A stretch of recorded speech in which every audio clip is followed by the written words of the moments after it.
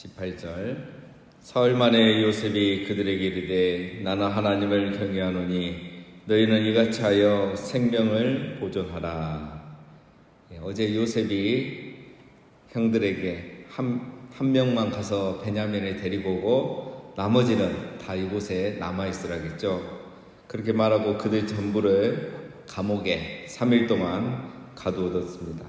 그 사흘이 이제 3일이 지난 이후에 요셉이 그들이 다시 불렀죠. 나는 하나님을 경외하노니. 이 말을 요셉이 진심으로 한 거죠. 나는 하나님을 경외한다. 요셉은 이렇게 진심으로 말했는데 형들이 긴장을 너무 많이 해서 저 하나님이 우리 하나님이 아니고 애굽의 하나님이다 이렇게 생각을 했는지 전혀 눈치를 채지 못합니다. 너희는 이같이 하여 생명을 보존하라. 자, 요셉의 진심은 이것입니다. 형들과 가족들의 생명을 보존하고 지키는 것, 이게 요셉의 진심이고 목적이죠. 그래서 복수도 아니고 형들을 미워하거나 용서하지 못해서 지금 요셉이 이렇게 하는 것이 아닙니다. 요셉은 하나님을 경외하는 사람이다. 이렇게 우리가 지금까지 살펴봤고 방금 요셉도 그렇게 고백을 했죠. 하나님을 경외하는 사람의 특징 하나는 사람의 생명을 보존하는 것을 중요시합니다. 사람의 생명, 그 마음의 평안, 그 사람의 건강, 안전, 사람을 배려하고 그를 존중하는 것, 지키는 것을 중요시 여기는 사람이 하나님을 경외하는 사람입니다. 우리가 계속 반복하고 있죠. 긍휼의 마음을 품은 사람이죠. 긍휼의 마음을 품은 사람. 나를 미워하고 팔아넘겼지만 기근 때문에 고생하는 이 형들과 가족들의 그 문제를 해결해 주고자 하는 마음, 그것을 더 중요하게 생각하는 사람, 이게 바로 긍휼의 마음을 본 사람이고 하나님을 경외하는 사람이랍니다. 여러분, 나는 하나님을 경외하노니 너희는 이같이 하여 생명을 보존하라. 이 말은 다른 말로 하면 내가 화도 나고 믿고 옛날 그게 당한 게 다 생각나서 복수도 하고 싶고 괴롭히고 싶지만 내 감정대로 하지 않겠다. 왜냐하면 나는 하나님을 경외하는 사람이니까. 나는 그래서 너희의 생명을, 우리 가족의 생명을 보존하는 것을 더 중하게 여기겠다. 이 말입니다. 그러니까 내가 말하는 대로 형님들은 하십시오. 이런 의미죠. 이처럼 여러분, 하나님을 경외하는 성도로서 우리도 늘 타인의 생명과 평안과 건강과 안전, 이러한 것에 우리가 관심을 갖고 배려할 수 있는 그런 사람이 되어야 할 줄로 믿습니다. 19절 너희가 확실한 자들이면 너희 형제 중 한 사람만 그 옥에 갇히게 하고 너희는 곡식을 가지고 가서 너희 집안의 굶주림을 구하고 너희 막내 아우를 내게로 데리고 오라. 그러면 너희 말이 진실함이 되고 너희가 죽지 아니하리라 하니 그들이 그대로 하니라. 너희가 확실한 자들이면, 이 말은 너희 말이 진실이면 정탐꾼이 아니고 한 아들, 아버지의 같은 아들들로서 왔다면 한 명이 남고 나머지는 가서 베냐민을 데리고 오라. 처음에 말했던 거하고 지금 바뀌었죠. 처음에는 다 남고 한 명이 가서 베냐민을 데려오라고 했는데 지금 한 명이 이제 바뀌었습니다. 한 명이 남고 나머지 9명은 가서 동생을 데려와라 이렇게 하는 거죠. 왜 갑자기 바뀌었을까? 이제 정답은 나오지 않았지만 나중에 하는 거 보면 이제 알 수 있는데, 아마 처음에는 이제 우선순위가 뭐였냐면 베냐민과 아버지가 이제 생사를 확인하는 거죠. 아버지 생사를 확인하는 거. 이제 동생과 이 아버지 생사를 확인하는 게 우선이었습니다. 근데 이제 요셉도 3일을 생각해 봤겠죠. 가둬놓고 3일을 생각해 보니까 그게 아니고 더 중요한 거는 이 형제들과 모든 가족들이 굶주림에서 빨리 해결하는 거죠. 더 가족이 더 걱정이 된 겁니다. 그래서 일단 살리고 보자. 일단 이 문제를 해결해 주고 보자 라는 것이 더 중요해진 겁니다. 왜냐하면 다 감옥에 있고 한 명이 식량을 가지고 가서 무슨 도움이 되겠습니까? 한 명이 남고 9명이 가야 식량을 많이 가져갈 수 있고 그게 가족들에게 도움이 되고 가족을 살릴 수 있는 길인 거죠. 그래서 요셉이 생각을 3일 만에 바꾼 겁니다. 이걸 보면 요셉은 정말 하나님을 경외하는 사람이라는 걸 알 수 있죠. 자기의 생각, 감정을 내려놓고 가족의 생명을 우선시한 겁니다. 여러분, 우리가 교회 일을 할 때 이것이 참 중요합니다. 내 감정과 생각을 때로는 내려놓을 수 있어야 됩니다. 물론 뭐 섭섭한 게 있을 수 있고 아픈 게 있을 수 있고 아직 해결되지 않은 게 있을 수 있지만 어떤 것이 교회에 유익하고 다른 사람에게 유익한가, 다른 사람의 생명과 안전과 평안을 지켜줄 수 있는가, 그것이 더 유익하다면 그걸 선택하는 게 하나님을 경외하는 사람인 줄로 믿습니다. 오늘 21절입니다. 그들이 서로 말하되 우리가 아우의 일로 말미암아 범죄하였도다. 그가 우리에게 계획을 할 때에 그 마음의 괴로움을 보고도 듣지 아니하였으므로 이 괴로움이 우리에게 임하도다. 이게 이제 뭐 3일 동안 한 생각이고 지금 이제 요셉의 지시사항이 바뀌면서 고백을 하는 건데요. 이게 이제 형들이 3일 동안 이런 생각을 했다는 것입니다.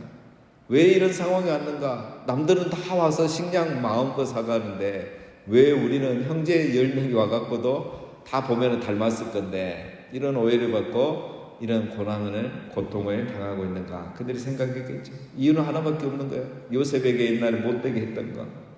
그것 때문에 지금 벌 받고 있다고 생각이 되는 겁니다. 이 말씀에 보면 이제 자세히 나오죠. 요셉이 그때 애걸했다는 말이 37장에는 나오지 않거든요. 요셉이 얼마나 애걸했겠습니까? 얼마나 무서웠겠습니까? 제발 살려달라고 다시는 안 까불겠다고 말 잘 듣겠다고 막 그렇게 했을 건데 얼마나 형들이 잔인하게 그걸 외면해버리고 그대로 이렇게 버려버린 거죠. 팔아버린 거죠. 매정했죠. 그게 지금 갑자기 생각이 나는 거죠. 이 3일 동안. 여기서 여러분 중요한 게 있죠. 여러분, 죄는 회개하지 않으면 20년이 지나도 이렇게 생각이 난다는 겁니다. 형들이 회개를 안 한 거예요. 여러분, 회개하지 않는 죄는 계속 우리 안에서 생각나게 합니다. 죄책감에서 벗어날 수가 없죠. 무슨 일이 일어나면 내가 그때 그 죄 때문에 그런가 생각이 나는 거예요. 이게 죄의 특성입니다. 그래서 죄는 회개해야 되죠. 회개할 때 죄책감과 정죄감에서 벗어날 수가 있는 겁니다. 회개하지 않으면 계속 죄가 우리를 시달리게 해요. 또 시달리게 합니다. 민수기 32장에 보면은 너희 죄가 너희를 찾아낼 줄 알라 그랬습니다. 너희 죄가 너희를 찾아낼 줄 알라. 죄가 죄인을 찾아낸다는 겁니다. 회개하지 않는 죄는 죄인을 찾아옵니다. 뭘로 찾아올까요? 죄책감, 정죄감, 그리고 더 심한 죄는 죄에 대한 대가로 찾아오는 거죠. 여러분, 과거의 시간은 사라지지 않죠. 시간은 사라지지 않죠. 어제가 바로 오늘이죠. 과거의 시간이 사라지지 않듯이 회개하지 않은 과거의 죄는 사라지지 않습니다. 시간 속에 있는 거죠. 죄가 사라지는 방법은 하나입니다. 회개. 회개하는 죄는 왜 사라질까? 그리스도의 보혈로 덮어지기 때문입니다. 그래서 여러분, 정확히 말하면 죄가 사라지는 게 아니고 용서받는 게 아니고 정확히 말하면 죄가 덮어지는 거예요. 그리스도의 보혈로 덮어지는 거죠.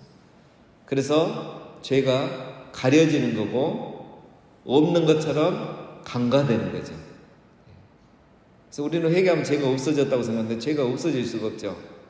덮어지고 없는 것처럼 그냥 간과되는 거예요. 그렇죠?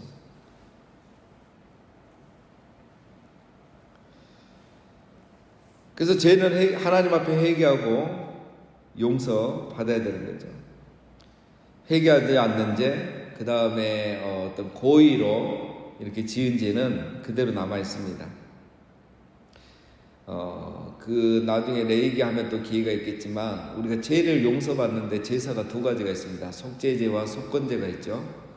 속죄죄, 속건죄는 완전히 다릅니다. 속죄죄는 우리가 일반적으로 지은 죄에 대해서 용서를 받기 위해서 드리는 제사이지만 속건죄는 인간에게 지은 죄, 그 다음에 고의로 지은 죄, 알면서도 지은 죄, 또 특별히 배상과 관련되어서 죄를 지은 것은 속건죄를 드려야 됩니다.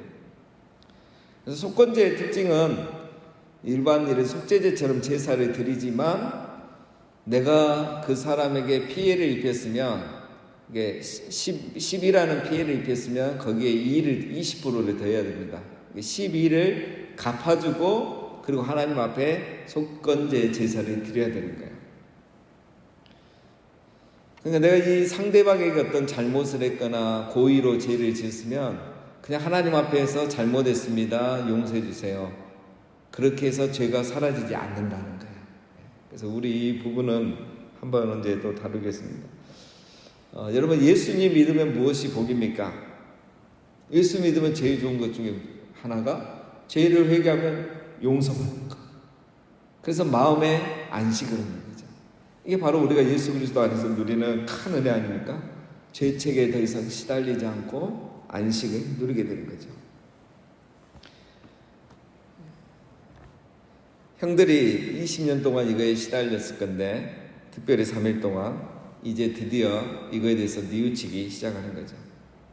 시편 119편 71절에 고난당하는 것이 내게 유익이라. 고난당하는 것이 왜 내게 유익입니까? 이로 말미암아 내가 주의 율례들을 배우게 되었나이다. 고난당하면 말씀을 깨닫죠. 내가 뭘 잘못했는지 깨닫고 변화가 되는 거죠. 그래서 고난이 유익한 겁니다.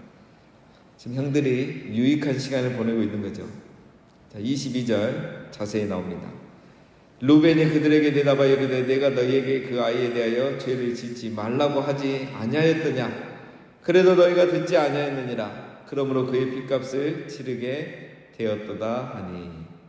루벤이 그때 했던 말을 다시 하는 거죠.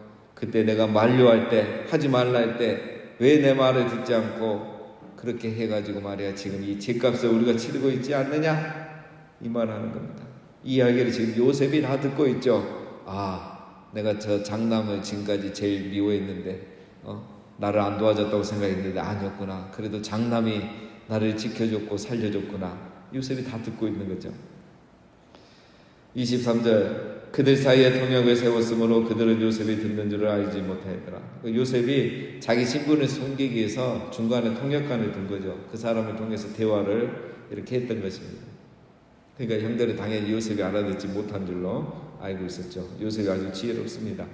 24절 요셉이 그들을 떠나가서 울고 다시 돌아와서 그들과 말하다가 그들 중에서 시므온을 끌어내어 그들의 눈앞에서 결박하고. 요셉이 다 들으니까 얼마나 이제 감정이 폭발쳐 오릅니까? 그 자기는 그때 구덩이에 빠질 때만 있었지 그 전에 이 대화는 모르잖아요. 무슨 일이 있었는지. 이걸 들었을 때 형들이 나를 저렇게 미워했구나. 정말 죽이고 싶었었구나. 그런데 또 그 중에도 나를 사랑하고 아끼려는 사람도 있었구나. 이 상황을 몰랐으면 차라리 나은데 이걸 알아버리니까 감정을 절제가 안 되는 거죠. 그래서 나가서 울고 눈물 다 닦고 다시 들어옵니다.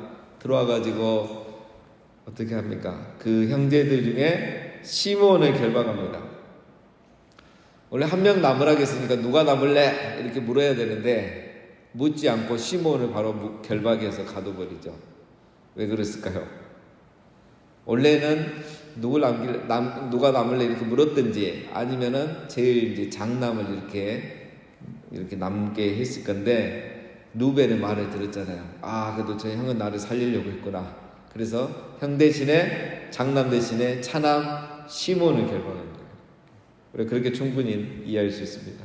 아니면 이제 여기에는 나오지 않지만 시몬이 죽이자고 막 적극 말했을 수도 있겠지만요. 자, 근데 보면 요셉이 이제 다 알고 있는 거죠. 사람들은 그냥 우연히 시몬이 결박됐다고 생각하겠지만 요셉은 서열을 다 아니까 장남 대신 차남을 딱 잡은 거죠. 눈치채지 못합니다. 요셉이 이제 시몬을 이렇게 한 것이 과연 미워서 복수하는 거냐? 우리가 굳이 그런 시각으로 볼 필요 없습니다. 시몬의 죄가 크니까 시몬을 결박시켜 놓으면 회개할 수 있잖아요. 회개의 기회를 주는 거예요. 죄가 더 크기 때문에 더 회개해야 돼요. 그런 관점에서 볼 수 있습니다. 25절 명하여 곡물을 그 그릇에 채우게 하고 각 사람의 돈은 그의 자루에 도로 넣게 하고 또 길갈 양식을 그들에게 주게 하니 그대로 행하였더라. 요셉이 명하여 형들이 가져온 그릇에 곡물을 다시 채워주게 하죠.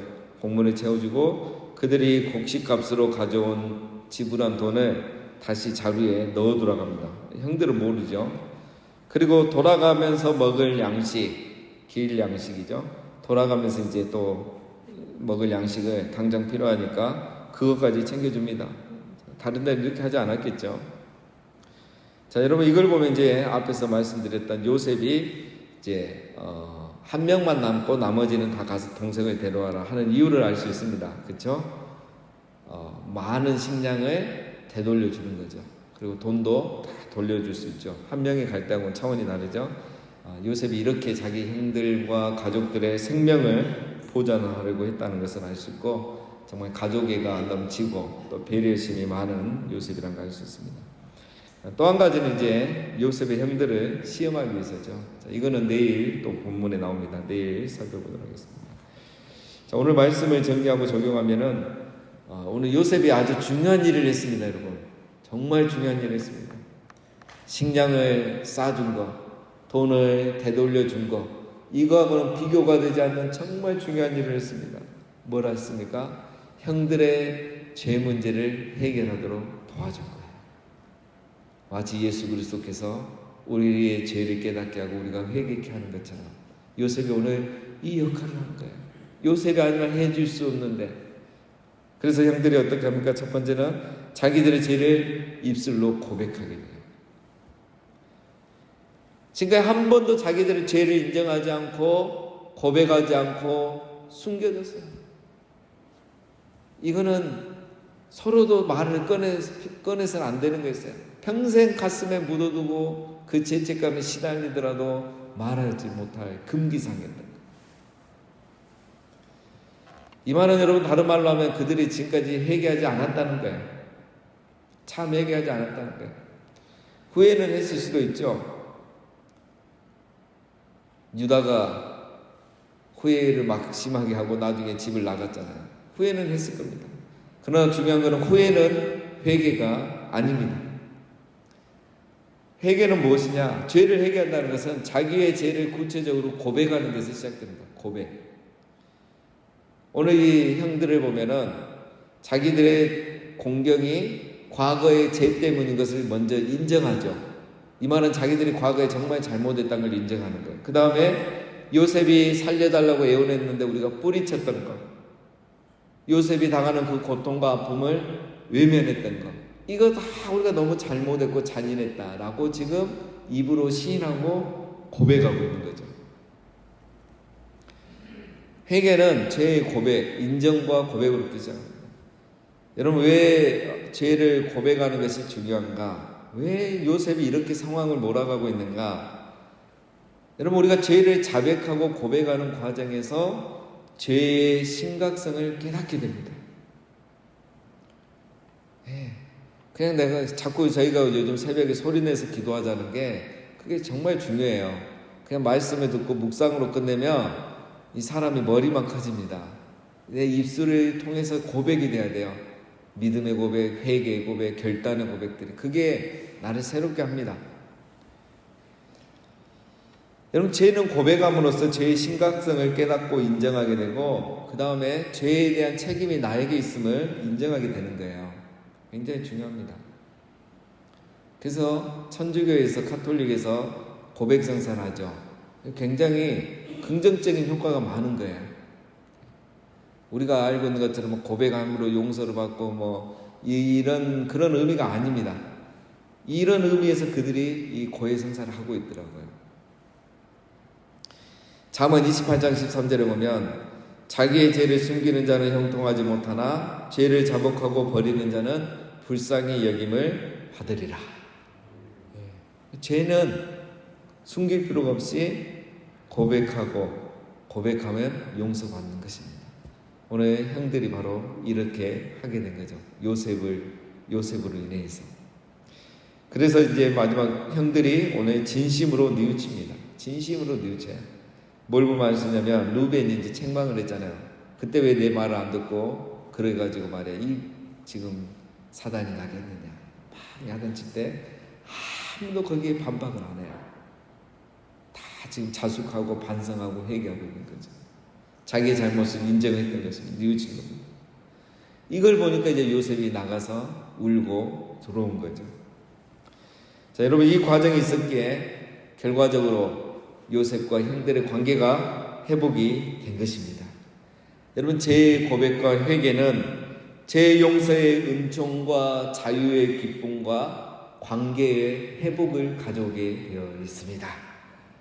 오늘 이 과정을 통해서 요셉과 형들이 사제의 은총을 받게 되고 진정한 자유와 평안의 기쁨을 누리게 되고 서로 간의 이제 관계가 앞으로 회복되게 되는 것입니다. 여러분 이게 바로 이제 더 큰 그림으로 보면 한 걸음 뒤로 나와서 더 큰 그림으로 보면 하나님이 이렇게 일을 해 가시는 거예요.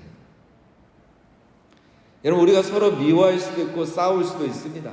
서로에게 실수할 수도 있죠. 사람 우리가 죄인이잖아요. 얼마든지 그렇게 할 수 있습니다. 미워하다 보니까 그 감정이 절제 안 되니까 죽이려고도 하고 그냥 구덩이에 파서 넣어버리기도 하고 팔아버리기도 하고 이런 일들을 할 수 있다는 거예요. 그러나 중요한 거는 때가 되면 용서를 할 수 있어야 되고 용서를 구할 수 있어야 한다는 거예요.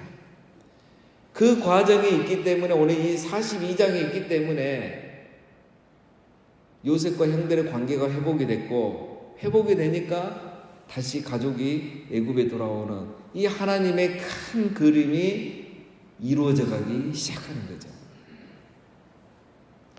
그래서 하나님의 이 선하신 계획이 이루어지는 겁니다. 우리가 용서하지 못하고 자기의 잘못을 인정하지 못함으로 인해서 하나님의 계획이 그 시간이 계속 지연될 수도 있다는 거예요. 그래서 우리가 어느 정도 때가 되고 하나님이 그러한 마음을 주시고 그렇게 인도해 가신다면 내가 용서할 일은 용서해야 되고 용서를 구해야 될 것은 용서를 구함으로써 이런 묶인 관계들이 풀어져 나가야 됩니다. 그럴 때 하나님께서 우리 가정에서 또 우리 직장에서 우리 교회에서 회복할 일들을 회복해 가시는 거예요. 여러분 우리 요즘 정치를 보면 왜 가슴이 아픕니까? 이 골이 더 깊어져 가는 거야. 확증 평양 이게 해결이 안 되는 거예요. 그러면은 우리의 미래가 없어지는 겁니다. 어디든지 정치든지 경제든지 사회든지 교회든지 가정이든지 어느 순간 우리가 하나님께서 일하시도록 용서를 구할 일은 용서를 구하고 또 잘못을 인정할 것은 잘못을 인정해서 용서를 구하고 또 용서할 일들을 용서를 해야 그때 또 하나님께서 우리를 향한 계획들을 이루어갈 수 있는 것입니다. 사랑하는 여러분 우리 모두가 내가 잘못한 것은 용서를 구하고 내가 용서해야 할 것은 또 내가 용서받았던 것처럼 용서할 수 있는 그래서 우리도 타인의 생명을 보존하고 하나님의 계획을 이루어가는 일에 쓰임받는 우리 모두가 다 되시기를 주님의 이름으로 축원드립니다.